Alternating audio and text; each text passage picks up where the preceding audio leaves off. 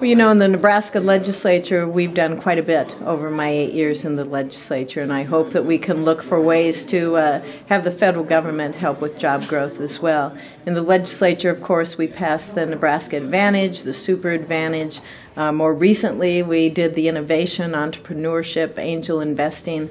All of that will help young professionals. One bill that I was really happy about was the intern program that we did, and maybe we can do something about that on the federal level.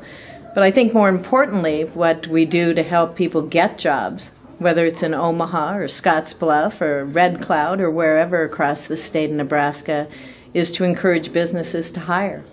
And in order to do that, we're going to have the federal government back away from small businesses so that they can create jobs and turn our economy around. That's what it's all about.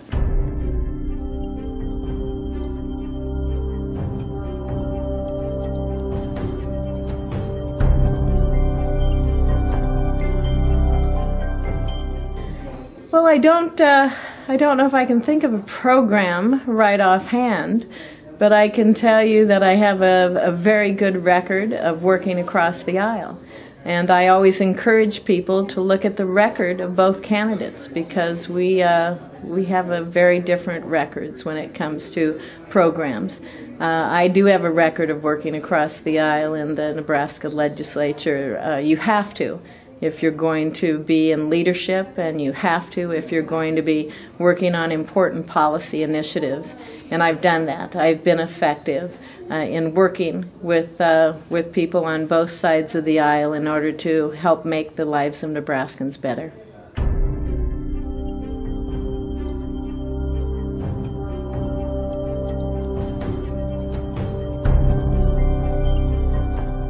Oh, most definitely. You know, here in Nebraska, we've been very fortunate that our economy has been somewhat strong throughout this economic crisis that the country's been in, and we've been able to balance our budget. Of course, in the 2011 session, we were looking at over $1 billion shortfall. And as a committee chairman, I was charged with trying to find savings under the agencies under my jurisdiction, and we were able to do that, and we were able to balance our budget. We need that at the federal level as well, because believe me, government will spend money if there's money there. And even if there's not, as we're seeing now when we have over $1 trillion deficit every year. So we need to put some controls on so that government can start living within its means. And I think that's very important. But I always caution people, even if we pass this balanced budget amendment and the people in this country pass it, it won't happen overnight. We're looking at $16 trillion in debt. We're looking at over $1 trillion deficit. This is a government that has become out of control. And in order to get back where we can have a sustainable economy, where we can grow jobs, it's going to take a while. So even if it passes, it's not going to happen in a year, it's not going to happen in 5 years, maybe not even in 10 years, but we will be on a road to sustainability.